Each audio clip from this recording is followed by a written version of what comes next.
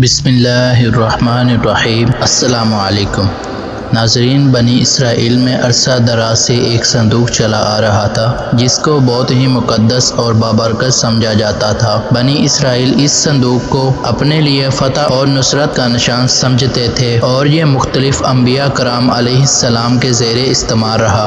ناظرین، تابوت سکینہ جس کا ذکر قرآن کریم میں بھی آیا ہے، آخر کار ہے کیا؟ اس کے اندر کون سی اہم چیزیں موجود ہیں اور یہ صندوق مسلمانوں اور یہودیوں کے نزدیک اتنی اہمیت کا حامل کیوں ہے؟ ناظرین، تابوت سکینہ شمشاد کی لکڑی کا ایک صندوق تھا جو حضرت آدم علیہ السلام پر نازل ہوا تھا۔ یہ آپ علیہ السلام کے اہل زندگی تک آپ کے پاس ہی رہا، پھر بطور میراث یکے بعد دیگر آپ کی اولاد کو ملتا رہا، یہاں تک کہ یہ حضرت یعقوب علیہ السلام کو ملا اور آپ علیہ السلام کے بعد آپ کی اولاد بنی اسرائیل کے قبضے میں رہا۔ اور اس کے بعد جب یہ صندوق حضرت موسیٰ علیہ السلام کو مل گیا تو آپ علیہ السلام نے اس میں تورات شریف اور اپنا خاص سامان رکھنے لگے۔ ناظرین، مختلف اسلامی حوالہ جات سے یہ معلوم ہوا ہے کہ تابوت سکینہ میں حضرت موسیٰ علیہ السلام کا عصا اور ان کی جوتیاں، حضرت ہارون علیہ السلام کا امامہ، حضرت سلیمان علیہ السلام کی انگوٹھی، تورات کے تختیوں کے چند ٹکڑے، کچھ من و سلوہ اور انبیاء کرام علیہ السلام کی صورتوں کے حلیے وغیرہ موجود تھے۔ بنی اسرائیل میں یہ صندوق بڑا ہی مقدس اور بابرکت سمجھا جاتا تھا۔ یہ لوگ جب کفار سے جہاد کرتے اور کفار کے لشکر کی کثرت اور شان و شوکت دیکھ کر سہم جاتے تو وہ اس صندوق کو اپنے لشکر کے ساتھ رکھ لیتے تھے۔ اس صندوق سے رحمتوں اور برکتوں کا ایسا ظہور ہوتا تھا کہ ان کے دلوں میں سکون، اطمینان پیدا ہو جاتا اور ان کے لرزتے ہوئے دل پتھروں کی چٹانوں سے زیادہ مضبوط ہو جاتے، اور اس کے ساتھ ساتھ آسمان سے فتح و نصرت نازل ہوتی اور یہ لوگ جنگ میں فتح یاب ہو جاتے تھے۔ اس کے علاوہ بنی اسرائیل میں جب کوئی اختلاف پیدا ہوتا تو یہ لوگ اسی صندوق سے فیصلہ کراتے تھے۔ صندوق سے فیصلہ کی آواز سنی جاتی تھی۔ الغرض یہ صندوق جو تاریخ میں تابوت سکینہ کے نام سے مشہور ہے، بنی اسرائیل میں اللہ کی رحمت، بابرکت اور فتح کے نزول کا نہایت مقدس اور بہترین ذریعہ سمجھا جاتا تھا۔ مگر جب بنی اسرائیل طرح طرح کے گناہوں میں مبتلا ہو گئی اور ان کی سرکشی اور بدعمالیاں اپنے عروج پر پہنچ گئی تو ان پر اللہ کا عذاب نازل ہوا اور کفار کی قوم عمالقہ نے ایک بہت بڑے لشکر کے ساتھ ان لوگوں پر حملہ کر دیا۔ ان کافروں نے بنی اسرائیل کا قتل عام کر کے ان کی عمارتوں کو توڑ پھوڑ کر سارے شہر کو تہس نہس کر دیا اور اس کے ساتھ ساتھ اس کے مقدس صندوق تابوت سکینہ کو بھی اٹھا کر لے گئے۔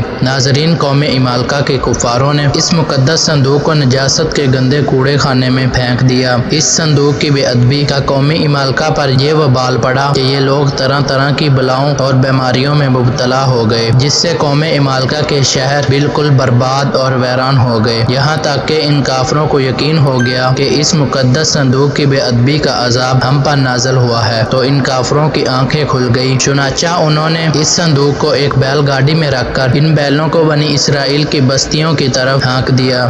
ناظرین، اس وقت حضرت شموئیل علیہ السلام نبوت کے مرتبے پر فائز تھے اور ان کے زمانے میں کوئی بادشاہ نہیں تھا۔ بنی اسرائیل کی قوم نے آپ علیہ السلام سے درخواست کی کہ آپ کسی کو ہمارا بادشاہ بنا دیجئے، تو آپ علیہ السلام نے حکم خداوندی کے مطابق حضرت طالوت کو بادشاہ بنا دیا، جو بنی اسرائیل میں سب سے زیادہ طاقتور اور سب سے بڑے عالم تھے، لیکن بہت ہی غریب اور مفلس تھے، بکریوں کی چراواہی کر کے زندگی بسر کرتے تھے۔ تو اس پر بنی اسرائیل کو اعتراض ہوا کہ طالوت کا تعلق شاہی خاندان سے نہیں ہے، لہٰذا یہ کیسے ہمارا بادشاہ ہو سکتا ہے؟ اس سے زیادہ تو بادشاہت کے حقدار ہم لوگ ہیں، کیونکہ ہم لوگ شاہی خاندان سے تعلق رکھتے ہیں، اور ایک غریب اور مفلس انسان بلا تخت شاہی کے لائق کیوں ہو سکتا ہے؟ بنی اسرائیل کے ان اعتراضات کا جواب دیتے ہوئے حضرت شموئیل علیہ السلام نے یہ تقریر فرمائی کہ اس کا تعین میری طرف سے نہیں ہے، بلکہ یہ تو اللہ تعالیٰ کا حکم ہے جس نے اسے بادشاہت کے لیے چن لیا ہے، اور پھر بھی وہ تم میں سے بڑا عالم ہے، جو قوی و طاقتور، شکیل و جمیل، بہادر اور لڑائی کے فنون سے پوری طرح واقف کار ہے۔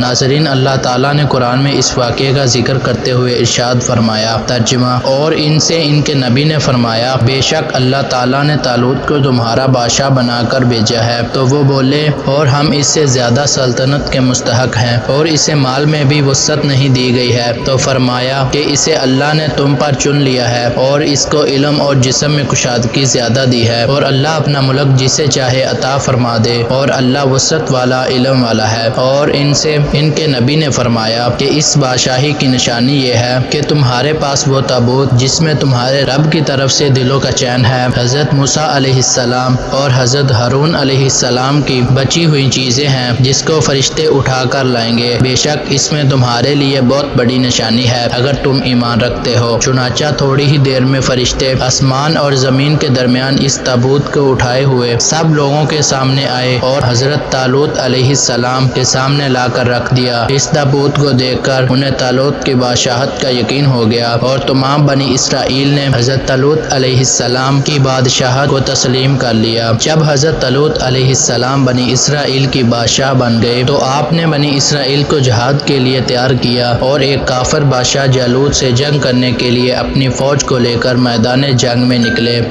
ناظرین، راستے میں حضرت طالوت علیہ السلام نے اپنے لشکر سے کہا، اللہ تعالیٰ تمہیں ایک نہر سے آزمانے والا ہے۔ یہ نہر اردن اور فلسطین کے درمیان واقع تھا۔ حضرت طالوت نے اپنے لشکر کو ہوشیار کر دیا کہ کوئی بھی اس نہر کا پانی نہ پیے، ہاں اگر کوئی کسی نے ایک آدھ گھونٹ پی بھی لیا تو کوئی حرج نہیں۔ لیکن لشکر جب اس نہر کے قریب پہنچا تو پیاس کی شدت سے لشکر کے لوگ نہر پر جھپک پڑے اور پیٹ بھر کر پانی پی لیا، مگر ان میں سے کچھ لوگ پختہ ایمان والے بھی تھے جنہوں نے اس نہر کا پانی نہیں پیا، اور اگر پیا بھی تو ایک آدھ گھونٹ۔ لیکن جنہوں نے پیٹ بھر کر پانی پیا تھا ان کی پیاس تو بجھ گئی، لیکن وہ جنگ کرنے کے قابل نہیں رہے۔ اس لشکر کی 80,000 کی تعداد میں سے 76,000 لوگوں نے پیٹ بھر کر پانی پی لیا، اور ان کی نافرمانی کا یہ اثر ہوا کہ ان کی ہمت پست ہو گئی، اور انہوں نے نہایت بزدلانہ پن سے جہاد سے انکار کر دیا، اور دشمن کی زیادتی نے انہیں خوفزدہ کر دیا۔ تو وہ کہنے لگے کہ ہم جالوت اور اس کے لشکر سے لڑنے کی ہمت نہیں رکھتے، جبکہ صرف 4,000 سپاہی حقیقی فرمانبردار نکلے۔ انہوں نے اللہ کے حضور دعائیں کی کہ اے اللہ، لڑائی کے وقت ہمارے قدم جما دے اور بھاگنے سے ہمیں بچا لے اور ہمیں دشمنوں پر غالب فرما۔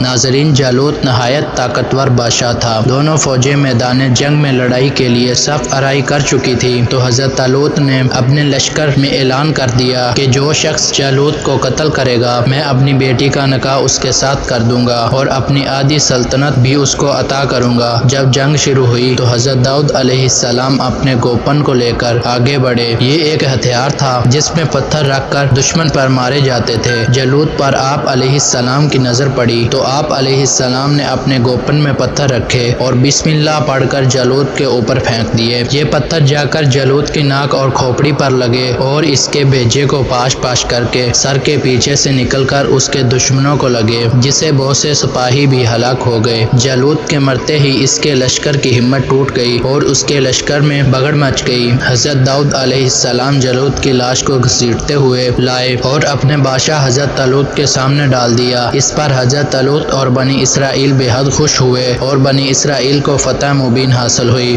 ناظرین، حضرت طالوت نے اعلان کے مطابق اپنی شہزادی کا نکاح حضرت داؤد علیہ السلام سے کر دیا اور انہیں اپنی آدھی سلطنت کا بادشاہ بھی بنا دیا۔ اس واقعے کے 40 سال بعد جب حضرت طالوت نے انتقال کیا تو حضرت داؤد علیہ السلام پوری سلطنت کے بادشاہ بن گئے، اور جب حضرت شمول علیہ السلام کی وفات بھی ہو گئی تو اللہ تعالیٰ نے حضرت داؤد علیہ السلام کو بادشاہت کے ساتھ ساتھ نبوت سے بھی سرفراز فرمایا۔ ایک روایت میں ہے کہ حضرت داؤد علیہ السلام کی زبردست خواہش تھی کہ وہ اس صندوق تابوت سکینہ کے لیے ایک مستقل گھر بنائے تاکہ یہ محفوظ رہے۔ بالآخر حضرت سلیمان علیہ السلام نے اپنے عہد سلطنت میں یہ گھر تعمیر کروایا جو ہیکل سلیمانی کے نام سے مشہور ہوا۔ حضرت سلیمان علیہ السلام نے یہاں خادموں کے لیے رہائش گاہیں بھی بنوائیں، اور ان کے بعد ہر آنے والے بادشاہ نے اس ہیکل کی براندوں میں اضافہ کیا، حتیٰ کہ تابوت سکینہ کا کمرہ ان مختلف عمارتوں میں چاروں طرف سے چھپ گیا۔ 555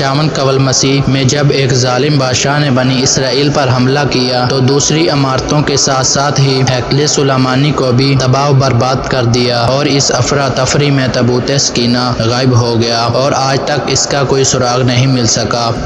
ناظرین، تابوت سکینہ کے متعلق تاریخ دانوں کی بہت سی آرائیں ہیں، جس میں بعض کا کہنا ہے کہ اہل بابل اسے اپنے ساتھ لے گئے تھے، جبکہ ایک رائے یہ بھی ہے اسے آسمانوں پر اٹھا لیا گیا۔ اس کے علاوہ یہ بھی کہا جاتا ہے کہ قیامت کے قریب حضرت امام مہدی علیہ السلام جب تشریف لائیں گے تو وہ اس صندوق کو فلسطین کی تبریہ نام کی ایک مشہور جھیل سے نکالیں گے، جبکہ ایک قول کے مطابق حضرت امام مہدی علیہ السلام اسے ترکی کے شہر انطاکیہ کی کسی جگہ سے نکالیں گے۔